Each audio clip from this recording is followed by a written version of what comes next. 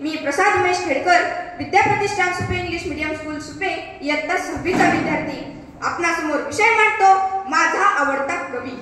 देवी सरस्वतीच्या प्रांगणात मराठी वाङ्मयात अनेक साहित्यिक, ललित निबंध लेखक, कथा लेखक, नाटककार आहेत, पण साहित्य वेलीवरचं देखणं लोभस, मनाला भुरळ पाडणारं, घमघमणारं फूल म्हणजे कविता।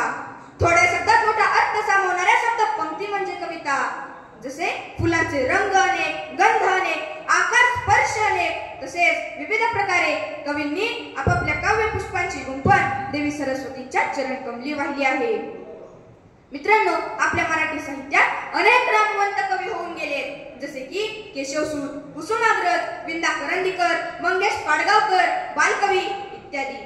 पण या सर्वांमध्ये माझे आवडते कवी आहेत ज्यांच्या नावाचा एक तारा अथांग तारांगणात अक्षय विराजमान आहे, असे आदरणीय नाव कवी श्रेष्ठ कुसुमाग्रज, अर्थातच ज्ञानपीठ पुरस्कार प्राप्त, ज्यांनी आपल्या लेखणीतून मराठी भाषेला अभिजात भाषेचा दर्जा प्राप्त करून दिला, ते विष्णू वामन शिरवाडकर। मित्रांनो, साहित्यिक कवी अनेक असतात, पण ज्यांचे शब्द समाजाला जगण्याची प्रेरणा देतात, काळोखात ठेच लागल्यानंतर फुंकार घालतात आणि पुढील वाटचालीसाठी प्रकाश देतात, असे साहित्यिक विरळाच असतात। आपले कवी श्रेष्ठ कुसुमाग्रज हे त्यापैकीच एक महत्त्वाचे शब्दप्रभू। आदरणीय कुसुमाग्रजांचे पूर्ण नाव विष्णू वामन शिरवाडकर। त्यांचा जन्म 27 फेब्रुवारी 1912 रोजी सांस्कृतिक वारसा लाभलेल्या पुण्यनगरीत म्हणजेच पुण्यात झाला। त्यांच्या अनमोल साहित्य लेखनामुळे त्यांचा जन्मदिवस महाराष्ट्रात मराठी राजभाषा दिन म्हणून साजरा केला जातो। इतका मोठा सन्मान दिला जातो कारण त्यांनी मराठी साहित्यात नुसतीच मोलाची भर घातली म्हणून नाही, तर आपल्या मातृभाषेला उचित सन्मान मिळावा म्हणून अविरत जनजागरण केलं। माझ्या मराठी मातीचा लावाला टाच टिळा, तिच्या संघाने जागल्या दऱ्या खोऱ्यातील शिळा, अशा शब्दात त्यांनी महाराष्ट्राचा गौरव केला। स्वातंत्र्यापूर्वीच्या काळात त्यांच्या लेखणीला क्रांतीची एक विलक्षण धारच होती, असे म्हणणे अनुचित ठरणार नाही।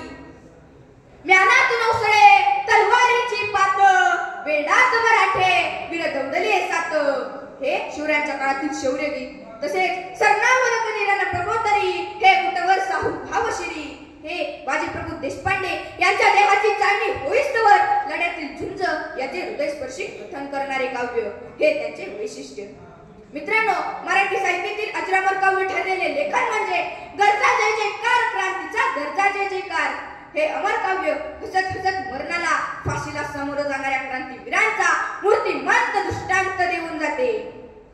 मित्रांनो, कुसुमाग्रजांनी केवळ क्रांती किंवा देशभक्तीने प्रेरित काव्यच केली असं नाही, तर अत्यंत भावुक आणि मानवी मनाच्या विविध पैलूंबद्दलही त्यांच्या कविता सुप्रसिद्ध आहेत। हे सुरांनो चंद्रवा हे अतिशय उच्च कोटीचे कल्पना रम्य काव्य। कला या कवितेतील पैसे नकोत सर मला, जरा एकटेपणा वाटला, पाठीवरती हात ठेवून नुसतं लढ म्हणा, या ओळी प्रयत्नवादी प्रसंगाला सामोरं जाणाऱ्या समर्थ हातांच्या गरजा पूर्ण करतात। कोलंबसाचे गर्वगीत उच्चतम ध्येयवाद अंगी बांधण्याची प्रेरणा देते। मित्रांनो, मला कवी म्हणून कुसुमाग्रज आवडण्याचे कारण म्हणजे ते एक संपूर्ण व अष्टपैलू लेखक होते। त्यांची मानवतेवर असीम श्रद्धा होती, तरुण पिढीवर अत्यंत माया होती, तरुणांना मराठी भाषेची गोडी लागावी म्हणून त्यांनी अखेरच्या काळात जोडाक्षर विरहित अशा सुबोध काव्यरचना केल्या।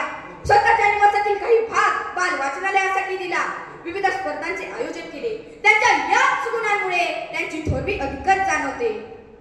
आपले आवडते पु ल देशपांडे म्हणायचे की महाराष्ट्रात वाकून नमस्कार करण्यासारखे दोनच पाय आहेत, आणि ते म्हणजे कवी श्रेष्ठ कुसुमाग्रज यांचे।